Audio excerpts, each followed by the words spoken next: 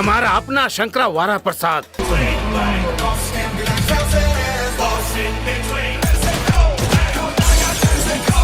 আসসালামু আলাইকুম। ছেলে যেখানে লাগাতার ফ্লপ মুভি দিচ্ছে, ঠিক সেখানে বাবা এসে blockbuster super duper hit cinema আমাদেরকে উপহার দিচ্ছে। হ্যাঁ, আপনারা ঠিক শুনতে পেরেছেন, চিরঞ্জীবীর ছেলে অর্থাৎ রামচরণের বর্তমান সময়টা ঠিক সেরকম ভালো যাচ্ছে না, কিন্তু তার বাবা মেগাস্টার চিরঞ্জীবী হিসেবে আমরা যাকে চিনি, তিনি 2026 সালে এসে জাস্ট একটা ব্লকবাস্টার আমাদের সামনে উপহার দিয়েছেন। সিনেমাটার নাম হচ্ছে শঙ্করা ভারা প্রসাদ গারু। এই সিনেমাটা বাজেট ছিল 200 কোটি টাকা এবং এই সিনেমাটা 400 কোটি টাকার উপরে কালেকশন করেছে ইন্ডিয়াতে।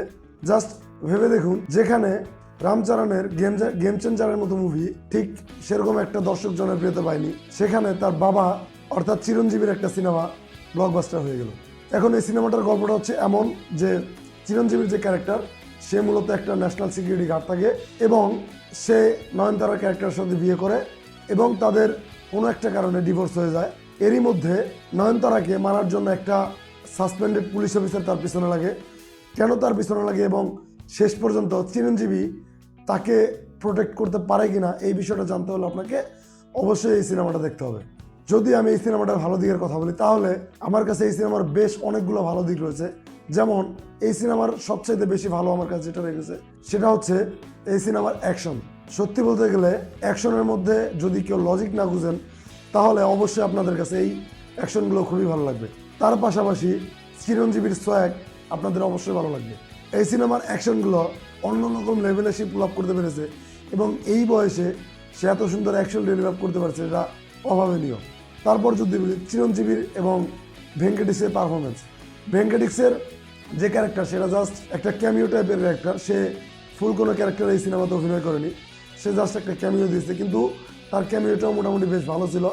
তার পাশাপাশি চিরঞ্জীবীর অভিনয় বেশ ভালো ছিল, বিশেষ করে ইমোশনাল এবং কমেডি সিনগুলোতে সে দুর্দান্ত পারফর্ম করেছে এবং নয়নতারা যেরকম অভিনয় করে সে সেরকম অভিনয় করেছে। তার পাশাপাশি এই সিনেমার ব্যাকগ্রাউন্ড মিউজিক আমার কাছে দুর্দান্ত লেগেছে এবং সিনেমাটোগ্রাফি থেকে শুরু করে টেকনিক্যাল দিকগুলো বেশ ভালো ছিল এই সিনেমার।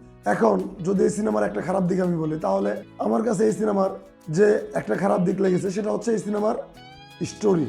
হ্যাঁ, এই সিনেমাটার স্টোরি আমার কাছে কিছুটা খারাপ লেগেছে, কেননা এরকম স্টোরি আমরা এর আগে অনেক দেখেছি। যদিও প্রেজেন্টেশন ওয়াইজ এই সিনেমাটা বেশ ভালো, কিন্তু এর স্টোরিটা গতানুগতিক একটা স্টোরি। এরকম স্টোরি আমরা এর আগে আরো অনেক দেখেছি, কিন্তু এই সিনেমার যে ইমোশনাল দিকগুলো, সেই ইমোশনাল দিকগুলোর বেশ কিছু জায়গায় আপনাকে ইমোশনাল করতে বাধ্য করবে। তারপরেও এই স্টোরিটা জাস্ট গতানুগতিক একটা স্টোরি।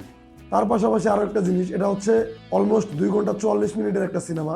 এটাকে কেটে সেটে 10-15 মিনিট অনায়াসে কমানো যেত, কিন্তু ডিরেক্টর কমেডি ঢুকানোর জন্য আমার মনে হয় এই সিনেমাটাকে কিছুটা বড় করেছেন। তারপরেও এই সিনেমাটা আমার কাছে খুব একটা খারাপ লাগেনি, বেশ ভালো একটা সিনেমা আমার কাছে হয়েছে। আমি যদি এই সিনেমাকে রেটিং দিতে চাই তাহলে দিব 3/5। এবং যারা এই সিনেমাটা দেখেছেন অবশ্যই কমেন্ট করে জানান, আর যারা দেখেননি অবশ্যই এই সিনেমাটা দেখতে পারেন। আজকের মতো এ পর্যন্ত, সবাইকে ধন্যবাদ। আসসালামু আলাইকুম।